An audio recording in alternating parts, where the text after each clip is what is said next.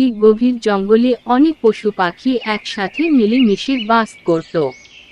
তারা অনেক মজা করে দিন কাটাত। তারা একে অন্যকে সাহায্য করত। একদিন কেউ সিংহের খাবার চুরি করে খেয়ে নেয়। তারপর এই শিয়াল, আমার খাবার কে খেলো? এভাবে তো আর চলে না। আমাদের একজন রাজা করা উচিত, যে এসবের বিচার করবে। বানর ও খরগোশের মধ্যে খুব মিল ছিল। খরগোশটির নাম ছিল মিঠু। তারা একসাথে খাবার খুঁজত, একসাথে বসে খেত। তারাও রাজা বানানোর কথা ভাবল। আমাদের সত্যি একজন রাজা দরকার, তুমি কি বলো মিঠু? মিঠু বলে, হে তাই। রাজা ছাড়া কি রাজ্য হয়? এদিকে হাতি ও জেব্রা একসাথে খাবার খেতে বের হয়। তাদের মধ্যে অনেক মিল ছিল।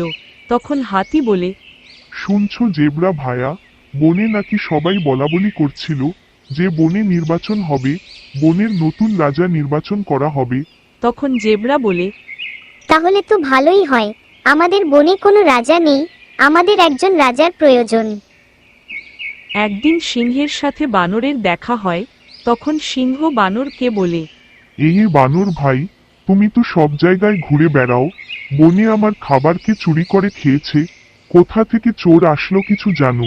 আর শুনি বনে নাকি রাজা নির্বাচন হবে, তুমি কি এ ব্যাপারে কিছু জানো?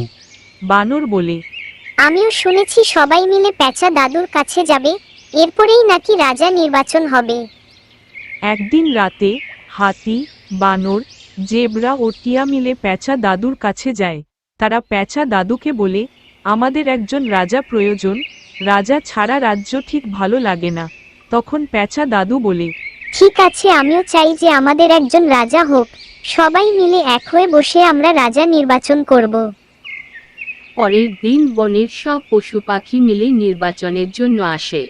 তখন সিংহ বলে, আমি সবার থেকে শক্তিশালী, আমি হলাম এই বনের রাজা হবার যোগ্য। তখন হাতি বলে, আমারও অনেক শক্তি আছে, আমিও সবার খোঁজ খবর রাখি, আমিও রাজা হতে পারি।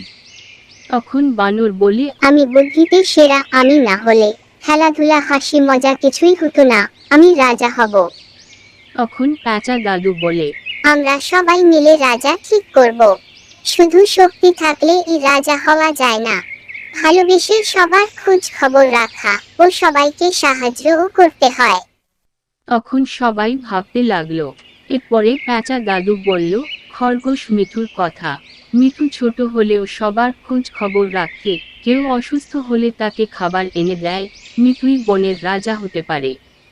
তখন মিঠুর পরামর্শে সবাই ঠিক করে রাজা নয় বন্ধু হবে মিঠু। রাজা নয়, সবাই বন্ধু হয়ে থাকবে এবং বনের কাজ সবাই একসাথে পরিচালনা করবে। নেতৃত্ব মানে শুধু শক্তি নয়, ভালোবাসা আর সাহায্যের মনও দরকার। Please like, subscribe and press the bell icon.